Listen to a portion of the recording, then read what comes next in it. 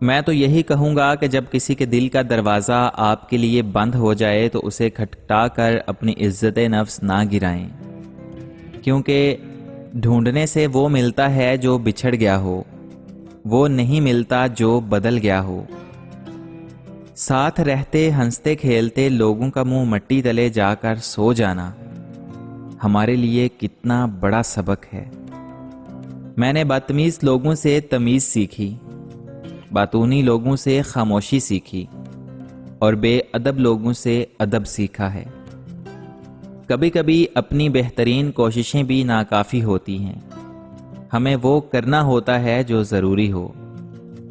کسی کی غلطیاں دل میں رکھنے کی بجائے درگزر کرو، کیونکہ تم اپنے رب سے بھی یہی امید رکھتے ہو۔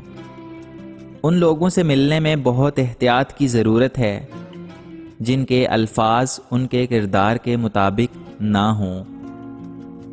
کسی سے روز مل کے باتیں کرنا صرف تعلقات نہیں کہلاتے، بلکہ کسی سے دور رہ کر بھی اسے یاد رکھنا اصل تعلقات کہلاتے ہیں۔ زندگی سے سیکھنا ہی زندگی کا مقصد ہے۔ عقل کے اندھے لوگ اکثر حسد میں خود کو ہی برباد کرتے ہیں۔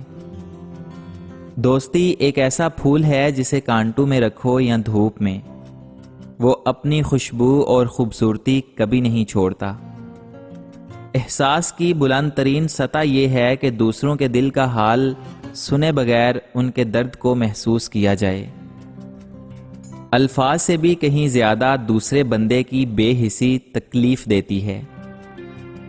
ایک دوسرے کے جیسا ہونا ضروری نہیں ہوتا، ایک دوسرے کے لیے ہونا ضروری ہوتا ہے۔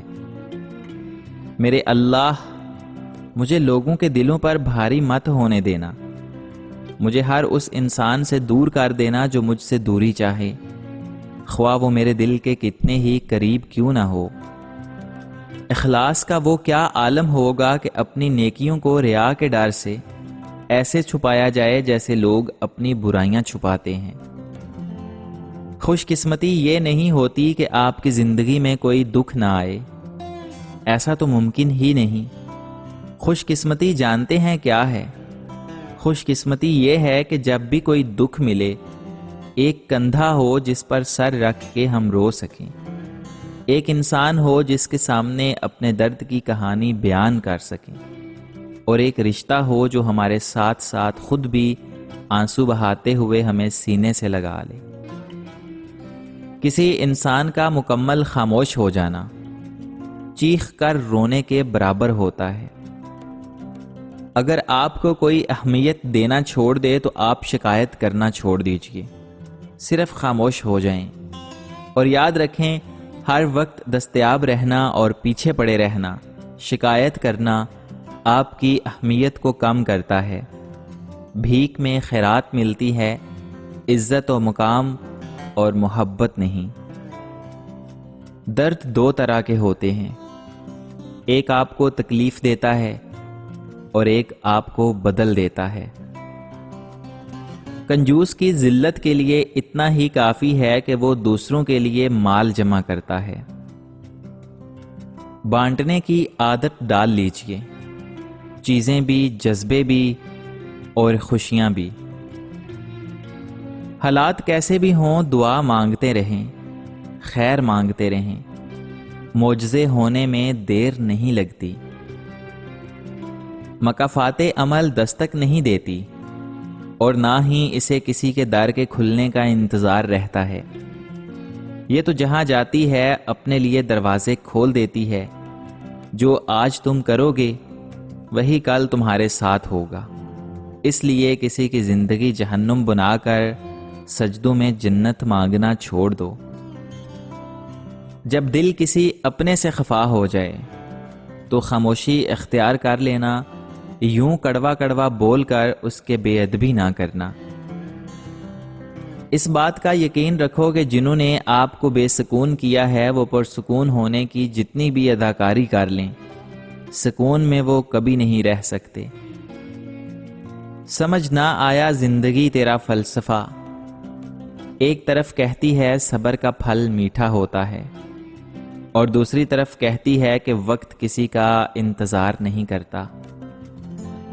لوگوں کے بدلے ہوئے مزاج ہی تو ہمیں انسان بناتے ہیں، ورنہ تو ہم سمجھ ہی نہیں پائیں گے کہ زندگی کتنی مشکل ہے۔